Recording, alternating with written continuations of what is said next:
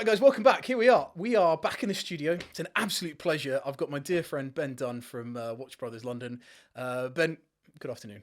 Thank you for having me. I'm excited. I'm nervous. Absolutely no reason to be whatsoever. You cornered me in this room. And let's turn the lights off and play a little game of... No, that's not what we're going to do. Let's talk about some of the brands you brought with you today, because you brought a few watches. Let's take each brand and let's just talk about maybe why they're interesting. Okay. Whip out whatever you find there. What am I whipping out? Okay, so I brought a bit of everything. This. Yeah. So Ebel, for me, is relatively new interest. I didn't really know the story of the El Primero movement. You know, I don't really look at the Zenith brand much personally. And then, you know, when I learned the story around how these El Primero Ebels were powered by the El Primero, and in theory, you know, pulled those watches out of the attic, as the story goes, and put them in watches, and then had great success with them. You know, big pop culture movement around them at the time, not now for sure. Ebel are still around though now. They are still around, but a very different company. And then also the idea that Rolex also wanted to have a automatic chronograph and kind of saw what was going on, and then kind of did their thing with the El Primero. So this came first. The Ebel relationship with the El Primero came prior to that with Rolex. Yeah, and it's just a very interesting story, like historically. So for me, there's the history, and then there's the design. And so the history is there, which really interests me, and that's why my focus is really just on the El Primero chronograph version.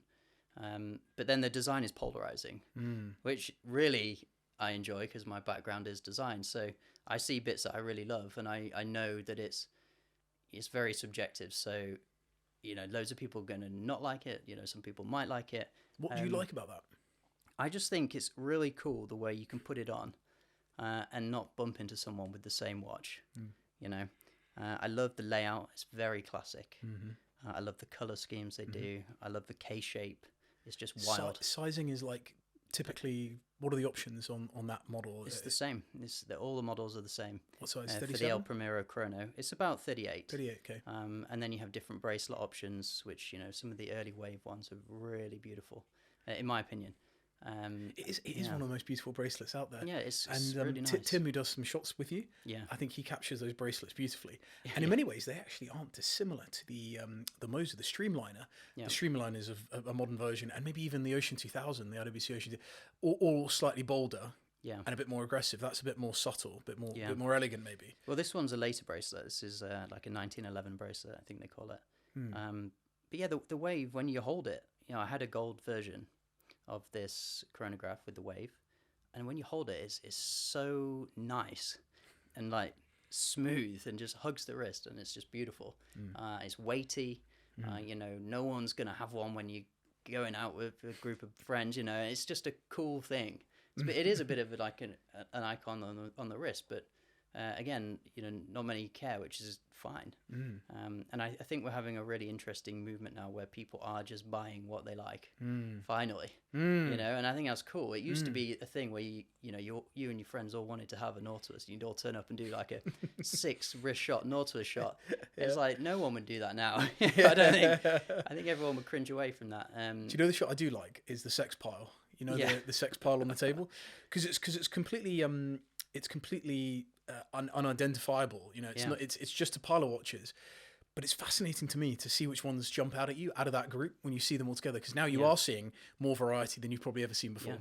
Yeah. I mean, we'll go on to Cartier next. Just wait, Ben. Tell me just before you do, just tell me what you look for in that watch. Like, where did that watch come from?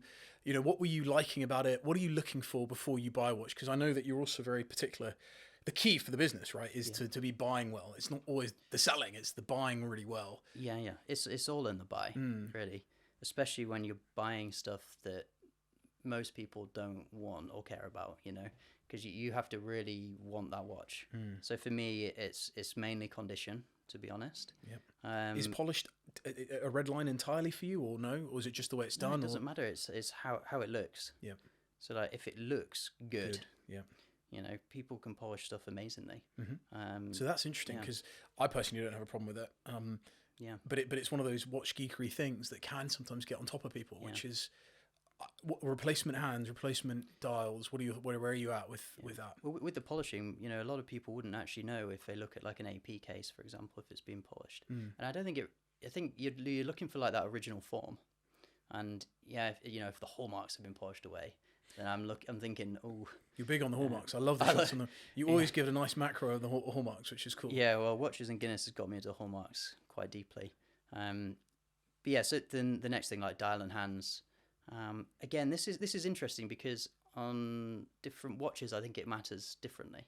So I would always love like the original parts, but you can't always get them. But as long as you know what you've got, it doesn't matter. And as long as you can correctly describe what you've got or understand what you've got. A good example of that would be that Mercator that I nearly bought, and my dream is to buy a watch from you one day because I'm yet to do it, but we were that close with the Mercator. We've been close a few times. Oh shit, the Piaget as well, the Beta 21.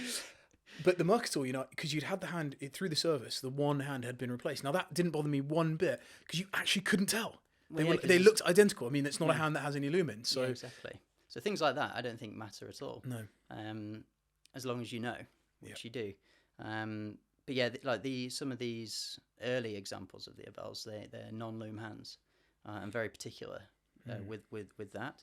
And they're also differently signed at the bottom of the dial, things like that. So, you know, you do want to be getting as period correct as possible if that's important to you. Maybe it's just dial color that's important. Are you finding that your clients are more particular and more interested now than ever, or are they becoming more relaxed in the fact that watches have become more popular? Actually, it's not necessarily about investment. It's more about passion and love now than it was 2-3 years ago. I don't know. I think people are a lot more educated now, so they know what they want, which I think is good.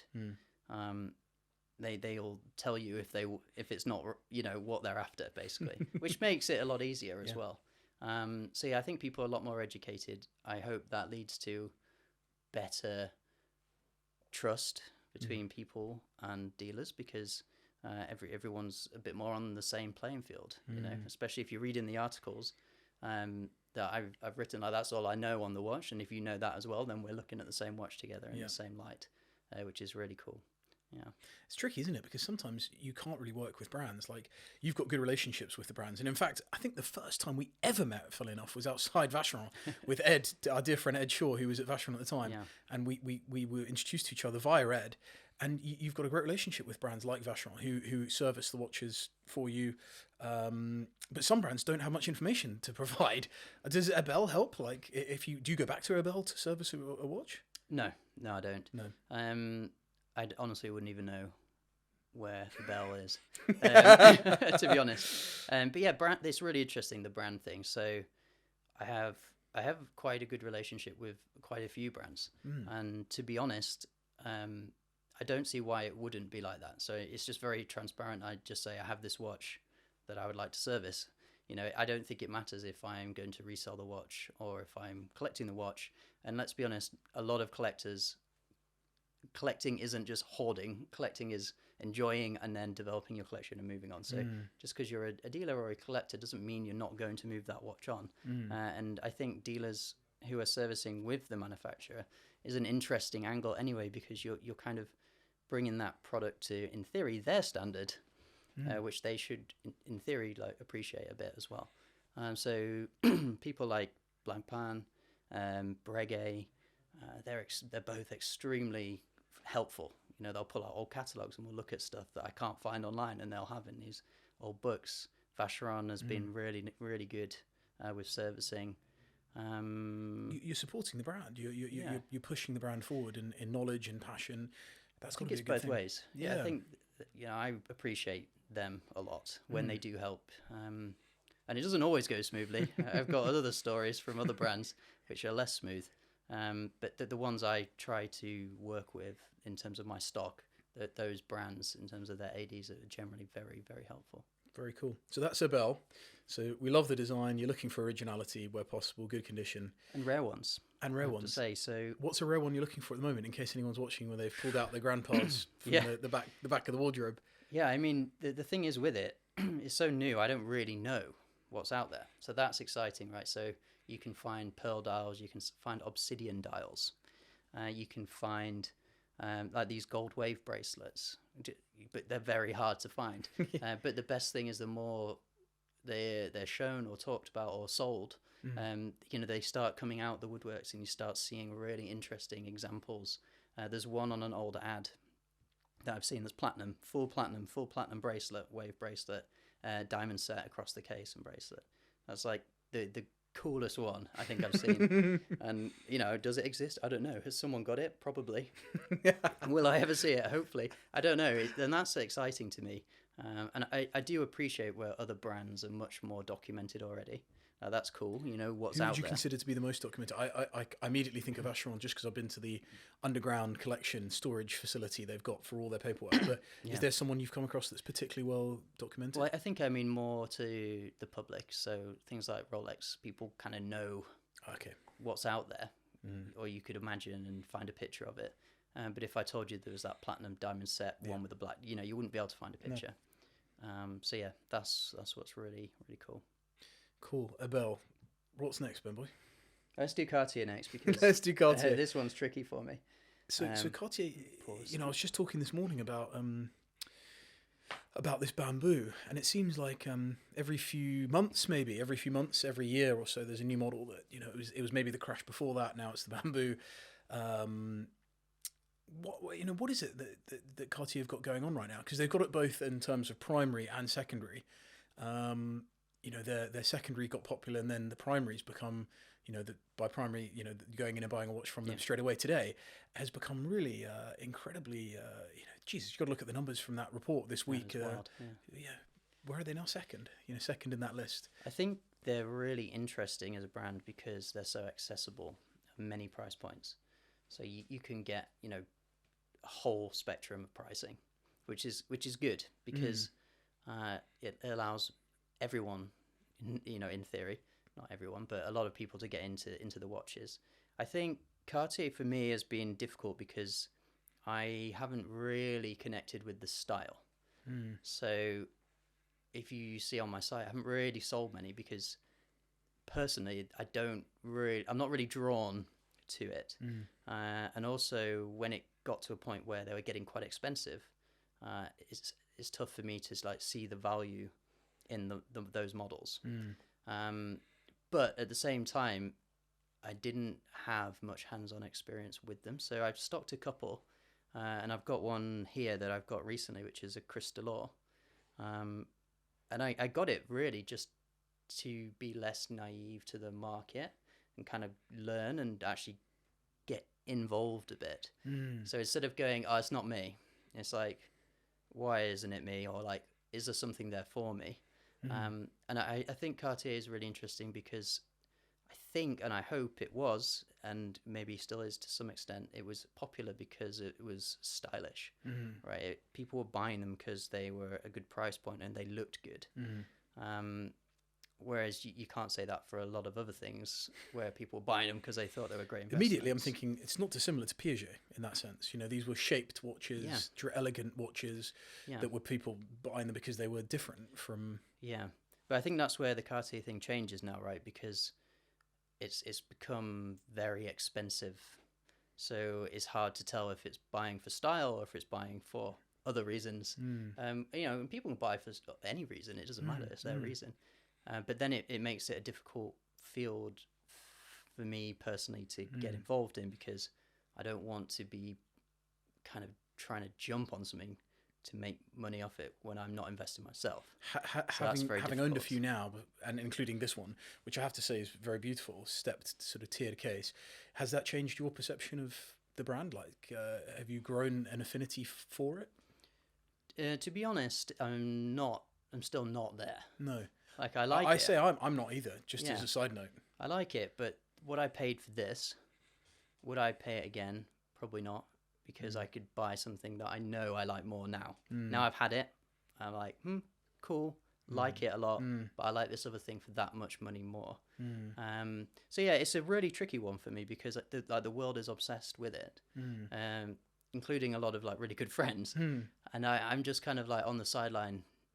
Not sure. And it's interesting because the cases generally are yellow, the dials are generally white, and the numerals, Roman numerals, which before the whole Cartier thing was the base model that everybody was trying to avoid in other brands. But in this brand, everyone's like cool with it. So it's a really interesting social kind of style What's thing. happened there? How have we got to this point? I think it's the pricing making it accessible for a huge amount of people. I really do. I think there's a lot of people into it from that. You could go out and find one very easily. You know, generally the core models aren't that rare unless we're talking like old pieces, which are. I mean, that's probably a bit of a broad statement. Someone will pull me up on that. But yeah, you can get one at some point, you know, some price point. Isn't it interesting how some brands, I'm thinking about, you know, luxury goods brands where there's, well, Rolex is probably the best example, but I'm thinking there could be things outside of watches. Like I sometimes think Nike, you know, how does Nike maintain its desirability? Because it is everywhere. Yeah. You know, Cartier, as you say, the volumes of watches out there is huge at price points that are varied. So it's interesting how, you know, the buyers are not fazed by the fact that you might see a couple of Cartiers at the office. Yeah. But that doesn't deter someone who wants something really special that's prepared to spend 50,000 quid and upwards on something vintage, or even a new one, a Cartier, a Crash, for example. Yeah, I guess if you're not fussed about investment wise, and you are just buying for style, you know, these cheaper versions, I say cheaper, they're still expensive. You know, 0 to 10,000 bracket. You know, you can go out and buy it and not worry about if you lose a little bit of money here because you feel cool wearing it. And I love that aspect of Cartier. I think people buying it for style is just like the coolest thing. And I like that across all brands, but I feel like Cartier's got that swag about it. And I hope a lot of people are buying for that. But with prices going where they are now, you know, you kind of just look back at some of the markets that have happened and you're just thinking, you know, hello, what's going to happen here? Yeah. And do you look back now? You've had 2-3 years of the business. Do you look back and see a few cycles where suddenly something's become, you know, really hot, and actually, hey, I've got to look. You've got to be that contrarian a little bit and look around and see what's next. Not just with the next brand, but maybe even a reference within Cartier. Because I haven't seen many of those, and I immediately thought, shit, is he onto something here? Is this the next you know, model that could take off? Yeah. So I mean, I bought this Crystal Ore because. Whenever someone was listing it, they were just saying the same thing on like every post. It was, thought to be like 900 made. Not sure why. Some have Swiss, some have Paris style. So I was like, oh, you know, this like really gets me going because then I can start doing the nerdy stuff that I like. So I was like, perfect. So I'll get this watch, try and get myself like a bit involved in understanding a bit more about what's going on and do my research around this model. So that was like a weekend down the hole, just finding every Crystal Ore that I could. And I found around 50. So 50 available? No, like some, you know, past lots, things like that in auctions, private sales, forums.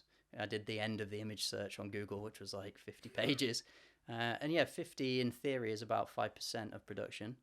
So you have like a rough view of actually what happened throughout that production. And you would find it, well, I was finding, you know, like 5 or so models from each 100 reference numbers, and there's meant to be like around 900.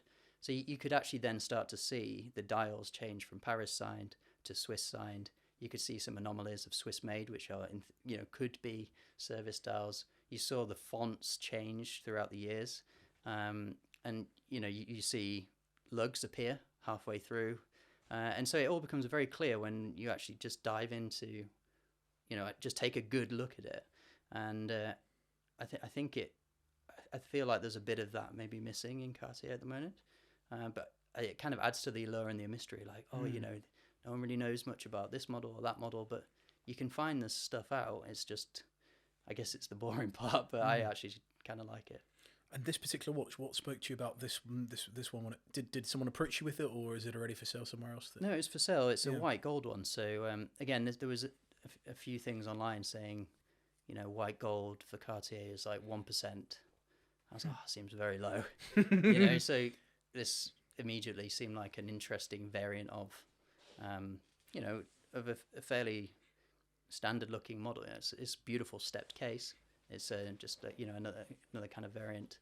So yeah, from that 50 that I found, 5 were white.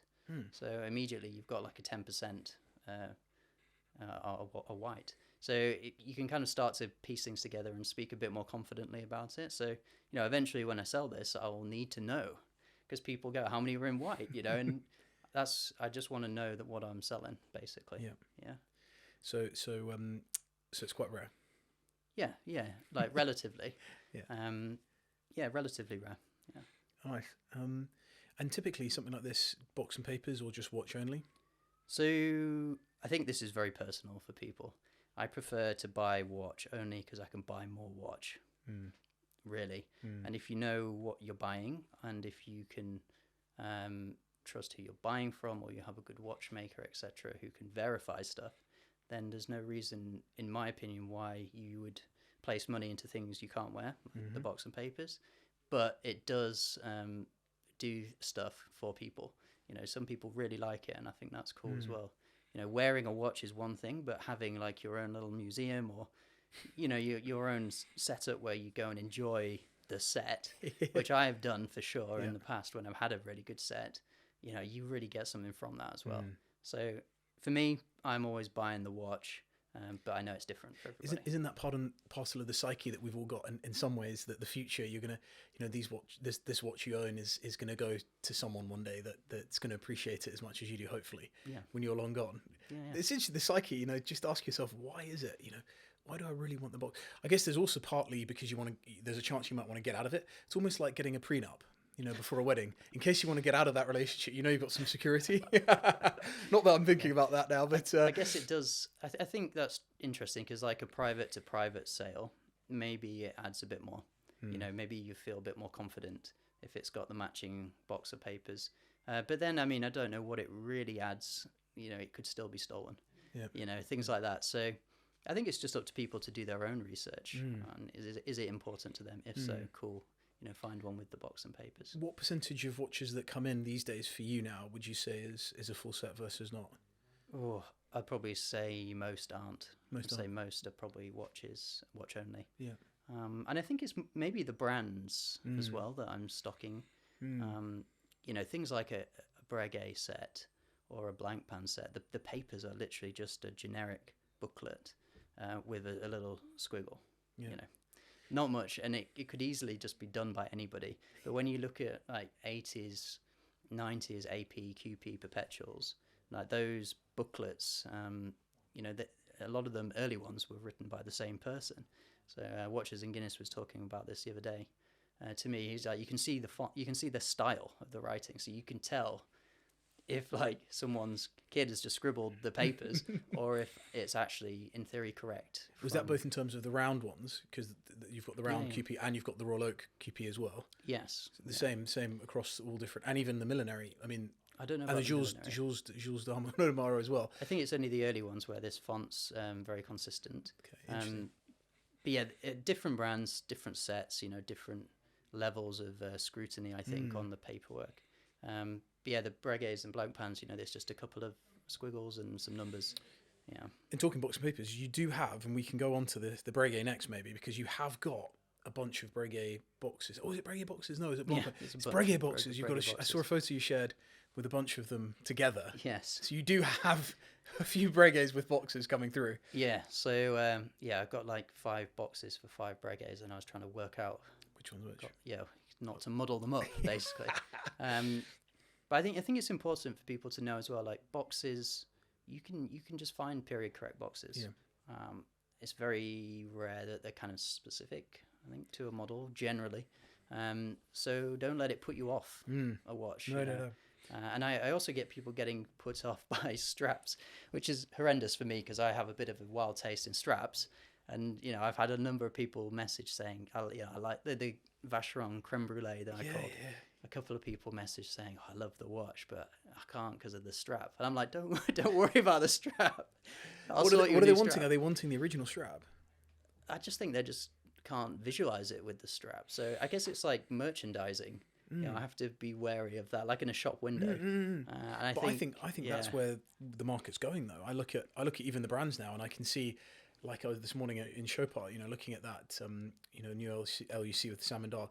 They've to me actively decided they're going to be a bit more creative with the straps, going for something in grey, yeah, which we would never have seen before. I still think, looking at a lot of brands, they're way behind. I look at Lange, love of my life, they are way behind when it comes to a nice strap. Yeah. It still feels like the strap is way behind the watch when it comes to development. Yeah, I think it's a strap. I'm not sure if this is a bit of a boring convo for people, but the strap is interesting to me now because we've had that certain style for a long time on, like heavily popularized. Can't say it. You know what I mean? That calfskin strap. Yeah. And I'm actually like switching now to a bit more like wild straps, because you know. In terms of material or color or material both? and color. Yeah, just to try and jazz it up. Ostrich. I'm looking at ostrich at the moment. Ostrich. You know, bright colors, funky colors. What's our friend from? God, our Piaget friend. I don't know. The big lad, the collector, the dealer. Plus Ultra. Oh yes. Plus Ultra. Yeah. He's a big fan of the Stingray. Yeah, his strap game is Stingray is outrageous. Yeah. So, but again, it's they look fun. You know, the watch, and I do love all like the calfskin stuff. But now I'm trying to buy like interesting to me straps just to mix it up. And when when you put your photo online, it's kind of different to the sea of others.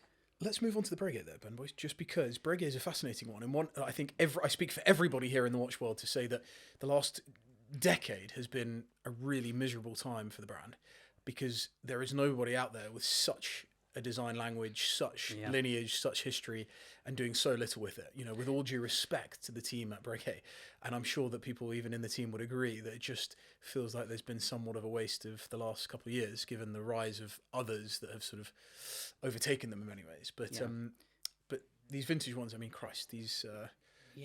I think pricing is difficult for Breguet because they're so expensive compared to their vintage counterparts, and the core like visual language is still the same, if not a little more wearable in the past. So you've got a wearable size, same design language, no longer produce models for say a third of the price. So I think it's very difficult for a consumer to then go into Breguet and purchase the same or the new version when they can get it elsewhere at a much cheaper price. And it's very difficult for all brands in that aspect. And I think they only kind of get away with it when the brand or the world is hyped about stuff. Let's say like the last couple of years where people were then going into all sorts of boutiques and paying all sorts of money for models all over the board, you know, which is pretty nuts. But yeah, this is a perpetual calendar from Breguet. I'm unsure of the year of this one, but it feels pretty early to me for a number of reasons. It's got a smooth case back. It's got no like letter serialing. It's got interestingly curved lugs, which you don't see very often. And you know, the history of Breguet with Daniel Roth is incredible, to be honest. And you know, he brought it back, and he just gave the brand some timeless designs. And so if you can get a part of his history in Breguet. When did he leave Breguet? Around 88, I think he set up his own brand. So that's a key marker for people out there to consider. Yes, although it's notoriously hard to like date Breguet. They don't help actually. The Breguet themselves don't help massively with. I don't know. So I have had some good help from them in the past on some tourbillons. So we'll see with this one because I sent them a video of it and trying to get some info back. But yeah, if you can get a bit of Daniel Roth, sounds funny. If you can get a bit of him in Breguet format, you're getting like his real early DNA in a watch before his own brand for a fraction of what his own brand costs. So not only are you getting Breguet at a considerable discount to retail, you're also getting a Daniel Roth, in theory, considerable retail to his equivalent brand. So yeah, they're an interesting value proposition. I'll say honestly, they haven't historically flown for me when I've stocked them. So I've had a Perpetual in the past with a lovely open case back, so a later one, but all hand engraved, just stunning incredible. Watch. It took forever to sell it. You know, I've had a multiple.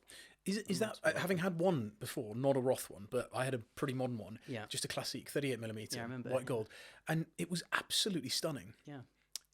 The problem I found was it was very, very formal. Yeah. Like to the point where I like a bit of high-low action. The hoodie and the Breguet is fantastic. But my God, it maybe because it was just time only as well. Maybe that added to it, the formality of it. But it felt very hard to just get excited on a daily basis about wearing. And I think it needs to be something. Well, any design strikes me now that any successful design is one that needs to be exciting every day and sort of easy enough to wear and put on. Yeah. I just found that a little bit prohibitive to me personally. Yeah. Yeah, and it might just be, the dial. It could just be any single factor. But I find this as well when I'm buying stuff for stock. It has to be exciting, and I tend to lean to complications for that, just visual excitement and also like mechanical excitement. It's a watch, but it can also do X, Y, Z. It's a minute repeater or it's a perpetual calendar. I just think it's crazy that these little things can do that. So I never get bored of that kind of thing. But yeah, so Breguet for me, I think it's still just on the cusp of getting attention. I really don't think it's had much limelight. The Tourbillon is a classic example. The original one, the 3350. Yeah, which I saw when you had it a couple of months back, and it's just spectacular. I've had two, and I've sold the same one twice, and all three of them have roughly sold around the same price, and that's going back like 2 years. So that the price on them hasn't really moved. What are we talking for that watch? 20? No, it's like low 30s, mid 30s, depending on the variant. But I thought that, it was kind of going like this. And it kind of is, but it's much slower, and it might be because of the much more traditional aesthetics. And, there's not many of them across different, models. So there's a number of things at play, but it's not one that's, flying up. It's one that's kind of just finding its market, which I really like, and finding the collectors, and the collectors who have them are very passionate, which is cool. So the community around them is great. So yeah, I love Breguet. I think it's a fantastic brand. And what did you look for and like on this particular model? And also just tell people what that thing hanging from it is, just in case they're unsure. Yeah, this particular one has got a bunch of questions I don't know about. So like the curved lugs, smooth case back. It has a pusher pin that slides into the strap, which is really cool. And this came across a number of models. So like the Moon Phase Day Date also has this. And so isn't that a bit odd to think that you'd be wearing your watch with the pusher? It's almost like, do you remember those mobile phones where you had the stylus thing? Yeah. The Samsung S800 or something. Pen. Yeah, you pull the pen out. Yeah. Is that not? It's kind of, it was before ahead of its time, maybe. If you were feeling a bit freaked out with the formality of your one, this one with this pen would really freak you out. You'd do about a day with this. But yeah, it's just another interesting factor. It's going to get people asking questions, whether it's for good or bad reasons. Yeah, it's just another thing that catches the eye. Is something to talk about, something to, like you say, get excited about. There's lots there for Breguet, and I think it's got a really interesting few years coming up. Interesting. I remember seeing a Hodinkee article from the auction season last year from Mark that did a photo report. I think you were actually in it. I think you were in it. I think you were wearing a Genta. Oh yes. And Paul Maudsley who's a lovely man, ex-Phillips. He's a dealer as well, and he was wearing one of those. Not that particular reference, but out of all the watches on show, it was one that struck me. And I think that's something about watches that I've come to the point of now recognizing that I can get a lot of joy from seeing that watch and loving it on someone else. Yeah. And that's okay. That's great.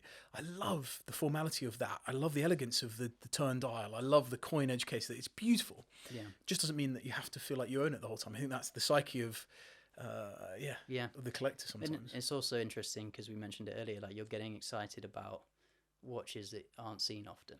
Whereas maybe back a few years ago, we would get more excited about someone having a Nautilus 5711 on their wrist. So it's just cool that people are just diving into stuff much more openly and asking questions and getting stuck in. So yeah, it's a very interesting time in the watch world. So basically, Ben Boyce, your top pick right now is Breguet, Roth Breguet for value proposition and intrigue and potential upside in the future. Have you got your investment, your FAA accreditation? No, I haven't. And we are not providing investment information, and please do not take them. I think that was you spouting that. I think it's a very cool place to get into. Yeah, I agree. That's just what I would say. And there's classical lots of watchmaking, elegant watchmaking, hand watchmaking. Look at this is closed, but your previous one you had with the open case back. Yeah. That movement, that was somebody by their hands working on that caliber, decorating it by hand. I mean, it's nuts. It would have taken them. I don't even know how long it would have taken them to produce that. But it's like the AP QPs and the Vacheron skeleton perpetuals. You know, they trade hands at less than a modern entry level perpetual, and they're limited to like 100 or less often, and they're all hand engraved. You know, it's just some insane work. And people ask, you know, sometimes, hey, why watch is so expensive, or why is the price that for this? And my answer, or internally, is always, well, how long has it taken for someone to actually to produce the artwork on it? You know, the artwork. Yeah. That's kind of where the value is, aside from the brand equity, etc., the hype level. But typically, it's just how long someone spent making it. Beautiful, Ben Boy. Oh, and just briefly, that case that started to oxidize in an interesting way. Like, that is a yellow gold case. Yeah. But it's just something else that I noticed that a lot of people out there might not entirely appreciate. You always put macro shots of the case where it has sort of gone that rose color. Yeah, that's interesting, because that kind of means that someone hasn't necessarily worn it as much, or it's been in the cabinet sitting around for many years, decades, possibly. I think there's a number of ways it could go like this. You know, it could have some oils on it that, you know, over time start to show color. The case could just be oxidized. You know, there's loads of things. A bit like dials. You know, when they change, everyone likes to say it's because of X or Y or Z. But it looks beautiful. Yeah, and personal to the watch. It does. The only thing with buying these kind of things is you don't want to rub it off. So if you're wearing a dress shirt every day, you might one day look down and you've got a bright yellow watch again, and you might be a bit upset. You polished it. So yeah, I'm very careful with that one. Yeah. What you got next, sir? What's in the roll? Okay, we'll go for a wild Genta. Oh yeah, the Genta. So someone did ask about Genta when I put out that Q&A thing yesterday. So we'll talk about Genta a bit. So this is probably the most polarizing design language that we'll talk about today, and connects great to our conversation anyway. So this is a perpetual calendar minute repeater. Skeletonized wristwatch on a gold band, and it is just, to me, the most stunning watch that I've ever bought. So I bought this middle of last year and just had it for myself since then. Terrible business. Literally terrible. Where did it come from, if you don't mind? This came from a collector, who's very passionate about the brand, and I couldn't ask for more in a watch. It's got everything I want. It's got the design, all the functions, the skeletonization, the history.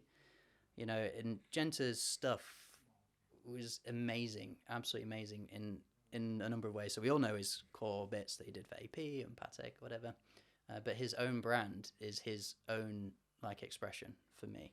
So and I've talked to some of the people who worked on these watches when I went around the factory in the last auction season, and they said it was so hard to work for him because he was so creative and passionate. He'd come in and he'd go, "This perpetual calendar minute repeater has to be waterproof," and they're like, "Okay, so we need a way to trigger the repeater that's waterproof. So we've got a button here instead of a slider, for example, and the pushers are waterproof, and then it's got a faceted crystal, so it's got 8 sides of the crystal. It's just really crazy watch." To have. It's got a double Geneva seal, one for the perpetual, one for the repeater, and the bracelet is a piece of art as well. I'll stop talking about it now. I could go on forever, but I think it's amazing. Is the bottom line. This isn't a mother of pearl dial, but I remember the photo you took of the mother of pearl literally being sliced on the table there, and it just blew my mind. Yeah, I have to say I had no idea about Louis Vuitton watches, to be honest, and they just blew my mind with how much they just make it all. So when you see a dragon on this crazy watch that is a minute repeater thing, they've handmade everything on there and hand painted it all. I didn't know that really naively, and I was going around whoa, this is amazing. And the pearl thing, I know they don't always do it like this across all brands, but you'd have your base pearl, and then if you wanted blue pearl, you just paint the bottom blue to make blue pearl. I know other brands find tones of pearls and things, but I just didn't know about the process of a lot of it. And I really was so impressed with Louis Vuitton watches, because that's what the main tour was about. And they had 3D prototypes which were printed, and they were fully flexible. Like the bracelets were fully flexible, but 3D printed. Wow. I just left. How's the setup? Amazed. The split between Louis Vuitton watches, Daniel Roth, Daniel Roth, and Genta. Yeah. Yeah, I think the Roth and Genta section are just like kind of separate teams in the same building as such. I don't know the details, but the main factory was more around the current LV stuff, and then those teams were like growing inside of it.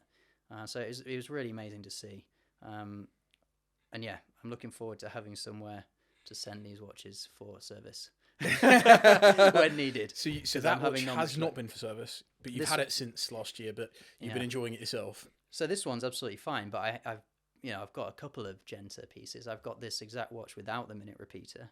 I've had it for a long time, and I've struggled to fix a pusher on it. So, I've had it since last May. Really? And I can't get a pusher for it, and not really sure where to send it or how to do it. And a couple of people that at the factory are helping, trying to find a part for me. But yeah, I think when they get their actual the Genta line up and running, I think it'll be a bit more straightforward to get these more historical pieces serviced. Yeah. And what is the price difference between, say, the other one versus this one, the minute repeater? Is there a significant price difference? It's really tough because there isn't really like a core market for this stuff. I mean, when they see this in the B-roll, they'll be like, oof, or they'll love it. Yeah. And I think that's the interesting part. So it's more like, can you find someone who feels the same about the watch? So there isn't really like a price as such. I mean, you can look at auctions and things like that, how they do there. But again, auctions, I don't tend to feel super accurate, because you have to be cash ready within that month. You have to be comfortable buying, often blind because you're not there, and you have to be able to do the process of buying through auction, which is interesting in itself.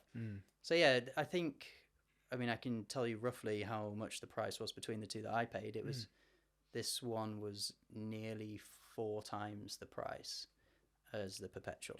Wow. Yeah. So a lot more for the rarity and also the repeater in there. And I found an ad of this exact watch, and it says you could order it only, and it was 13 months, I think it was, from start to finish. There was a wait list even then.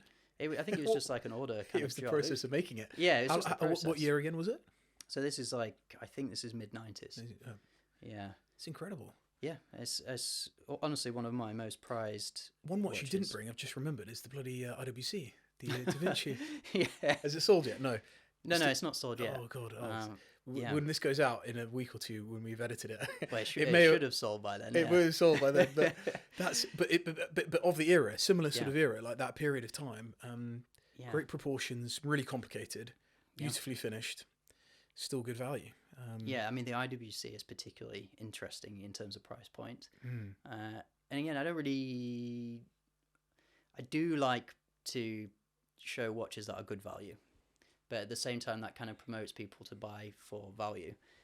But I also want people to buy for style, to buy for themselves. So it's just a factor, but that one is particularly good value. I think it's full platinum, full set, perpetual calendar split second, one of 300. And I think it's listed at 19,000. I don't think there's anything. I don't think there's anything of that magnitude from other brands that comes to mind at that price point. So it's not the first thing you think of. That's the interesting thing. Is it when you think of IWC, it's not the first thing you think of from them. But we could say that about a lot of these brands, right? So no, that's true. Like the Breguet, you're saying modern one felt a bit too formal. Cartier watches, modern ones, apart from some of the very core ones, are very different to the vintage ones. Don't get me wrong. I love the fact it's actually the in your mind. It's not if you thought AP, you think Royal Oak. It's when you think IWC, you probably think Black Pilot's watch or Big Pilot or something like that. Yeah. Whereas actually, that's a seriously elegant watch. I've seen one of those, not the platinum, but I've seen a yellow gold on the wrist of a guy a couple of years ago, and I still remember in the restaurant looking over and thinking, and I told him, that strange moment when you do tell someone, and this was in London as well. I sort of leant over and I was like, that's fantastic. And he was like, oh, yeah, thank you. And the police pulled you away. I was then arrested and the handcuffs went on.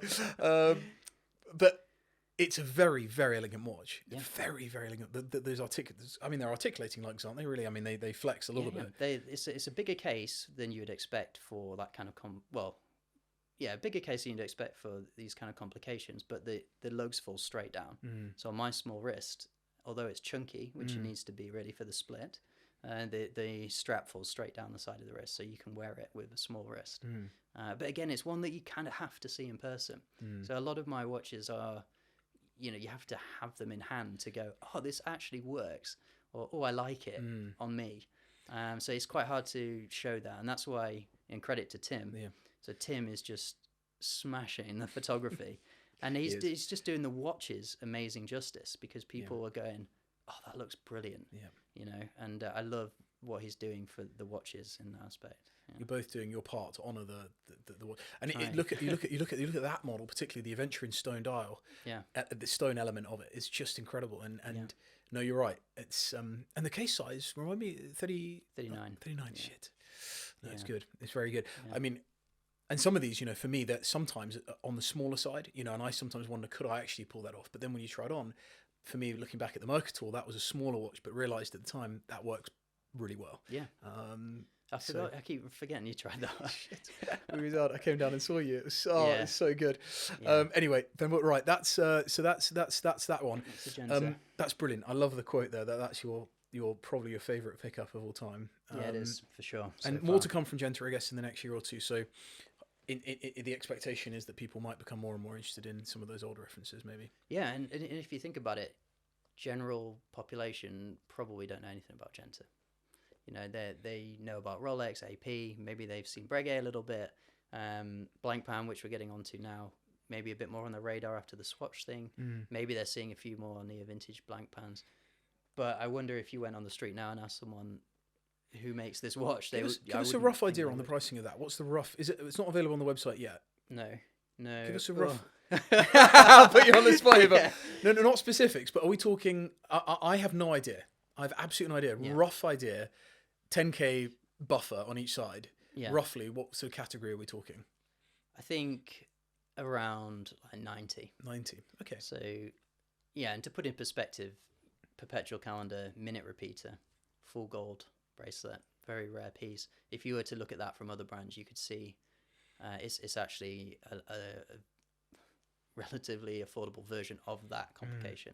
Currently, I could see someone like Jay-Z. I mean, just thinking off the top of my mind, you're seeing some of these big buyers, big players out there in the cultural scene, sort of shunning some of the more traditional stuff, and you see him pulling out some old, like a 24.99 Patek the other day or something, that kind. Yeah, I can see, I could see a character of that kind whipping that out and causing a real scene. Yeah, and I think I also like to think that these kind of people didn't really have an influence on what people wear, but they really do, really do. And the one that hit home for me was I used to buy a lot of King Midas, and they were tough to sell, but I loved them, so I bought them. And then Rihanna wore one, and honestly, I sold one for about £14,000, and then in a week's time, like the cheapest one I was getting offered was like 26. So then I'm like, no, not for me, thank you. But yeah, these people have insane influence, and I didn't really appreciate that until you start seeing them wear their vintage Newmans, their vintage Patek. Kevin Hart's got the APQP Platinum skeleton. They really do influence the market, and it's cool to see them finding their own individual style. Whereas, and I think that's the key point, is they're not being paid. We look at someone like Brad Pitt with Breitling. Yeah. It was fine to see him in advert, but then what really kicked everything to a whole other level was seeing him with the 222 on. Yeah. And so it's interesting, isn't it? Influence is huge. And I always get caught off guard by how big it actually is. God, my story with that bloody Monterey, the LV, the Louis Vuitton Monterey. I was watching that episode before this, before coming in, just to see what the setup was. And I mean, that's a very interesting example. I think, personally, that one's a bit more price-led, because people could see a quick buck. Sadly, not so much as no. But in the same way that you know, you look back on watches you've sold and you feel good about them because someone that you know maybe has got the watch, they're wearing it, they're enjoying it, and you did make a little bit of money from it, and and you got some time to enjoy it. Maybe like your Genta there, I had some time to enjoy it. It's just about, it comes down to, you know, I don't look back, there's no greed there, you know. Okay, I probably walked away from 15, 20 grand. That's what I was into. but and that hurts, of course. But then again, you know, what I actually would have loved was, you know, for example, if Mr. Arnault, who wanted to buy that watch, I would have really cherished the idea of going to Paris and handing the watch over to him and sitting for a coffee with him. That would have been incredible.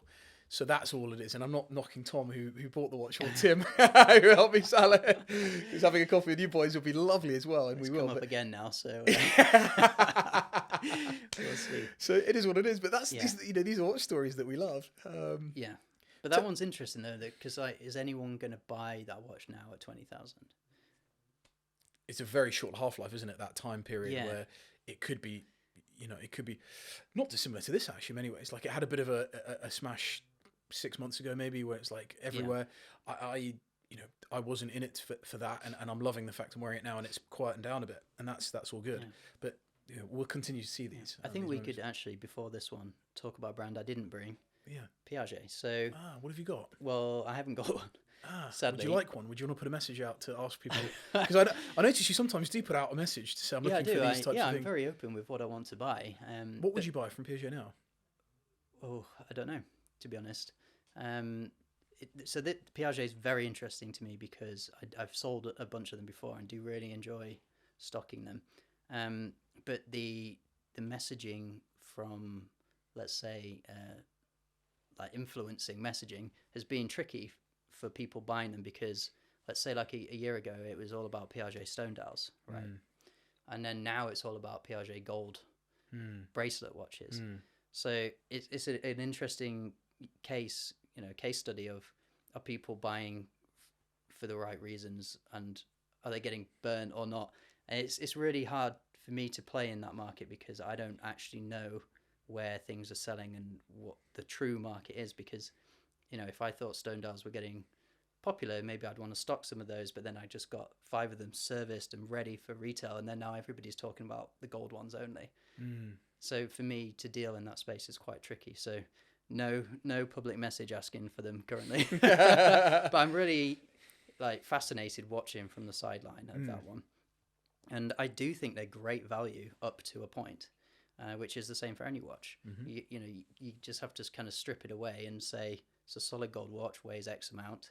They're X rare, which Tony Trainer just did a great article on all the different references and things. And then you got to weigh up, do you want to pay certain prices for them now because you really love them, or do you want to get into it now and kind of risk this market, which is probably like peak hysteria for them right this moment, and will it continue? No one knows. So that would be the risk.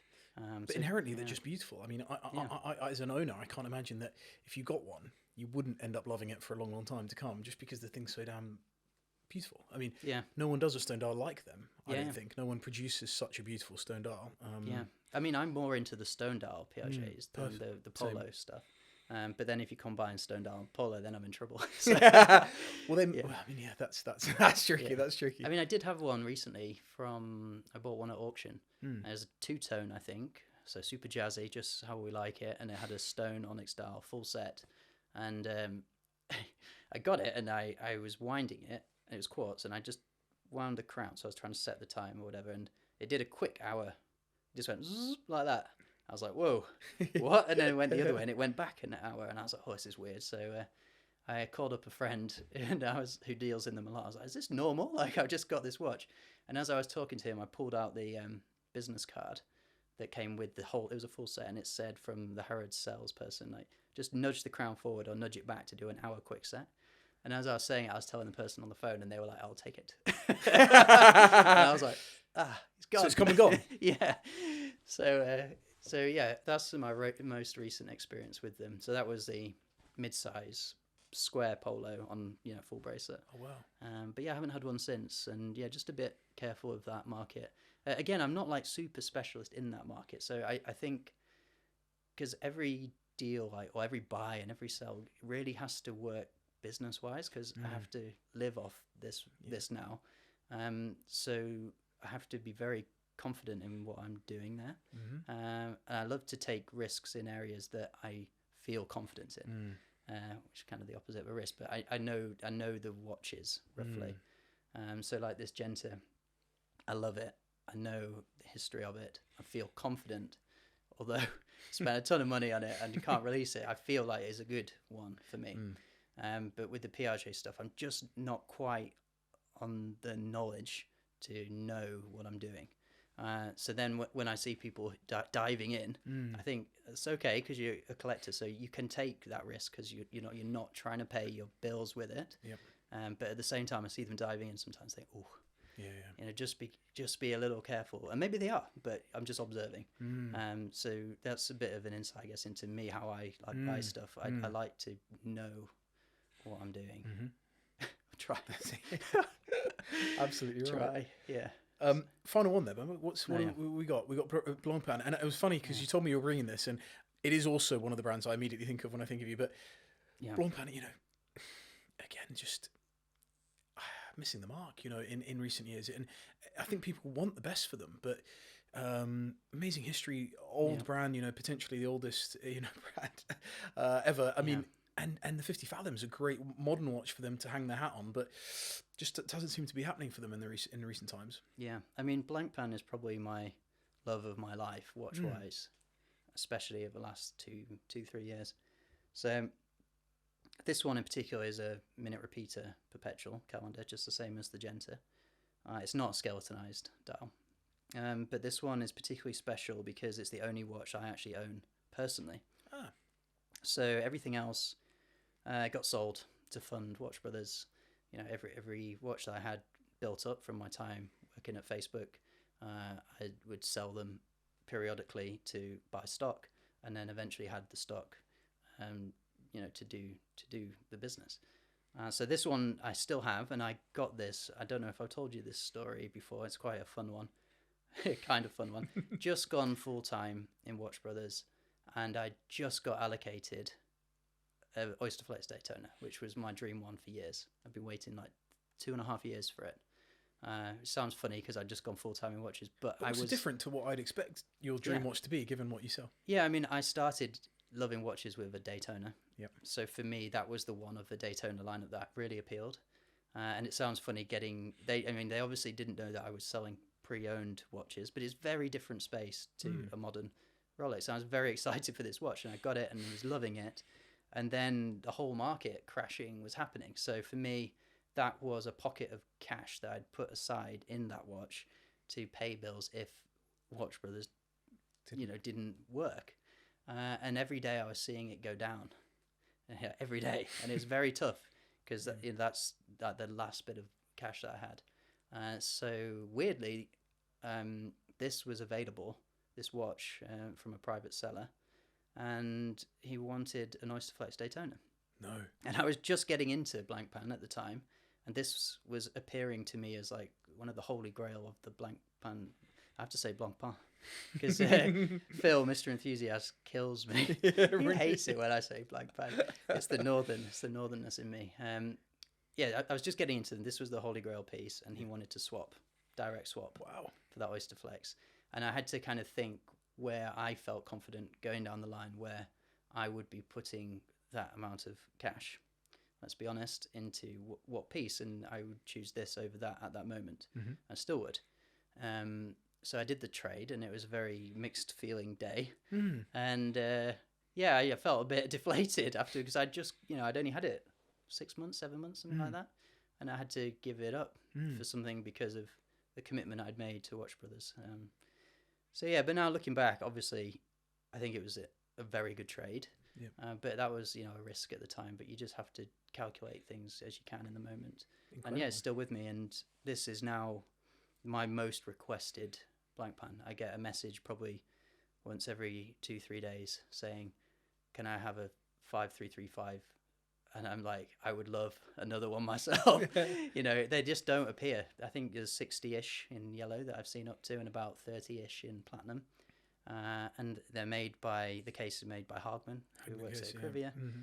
They were made at the same time as the Patek 3974, same case stamp, because he was making them in theory on the bench at the same time. They sound amazing, and they're really hard to get. And I think people see the rarity of them, but I also do worry that they see the price of a couple of years ago. So when I do get one for sale next, it'll be interesting to see where they actually sit, because I think I sold the last one was like mid-20s. Wow. Which is just crazy price. I know, and this is one I look back on and think, wow, that was a deal. Do you still speak to the guy that bought your relics? Yeah, I still speak to a lot of the people who buy the watches. It's very personal. I feel like you've got that connection, because it's not an obvious buy for people. They come to you for a reason, and then you've got an opportunity to connect, and then you've got the human side, which is yeah. I think a lot of buyers of my pieces are also kind of nerdy like me, and have read the articles or want to contribute to them, or are also looking outside the box for different stuff. So yeah, it's a very personal business for me, and I enjoy that. Top man. Ben, well, fantastic! Bloody hell, what a story! What a story! I didn't know that. Brilliant! Bloody hell! Well, there we go. I don't know how long we're in here, but we might be an hour. We're like over an hour. So anyone who's still with us right now, thank you very, very much. Really do appreciate it. And of course, check out Ben's socials, check out the website. The man is a dear friend, but doing amazing work, and that comes from the heart. So Ben Boy, thank you very, very much. Thank you for having me. Until next time. Let us know below if you'd like to do this again, because we had the thought that actually Ben has so many interesting bits and pieces coming in that we could do it regularly. So if it was something that you enjoyed and you want to see it again, let us know, please. Go well. Cheers.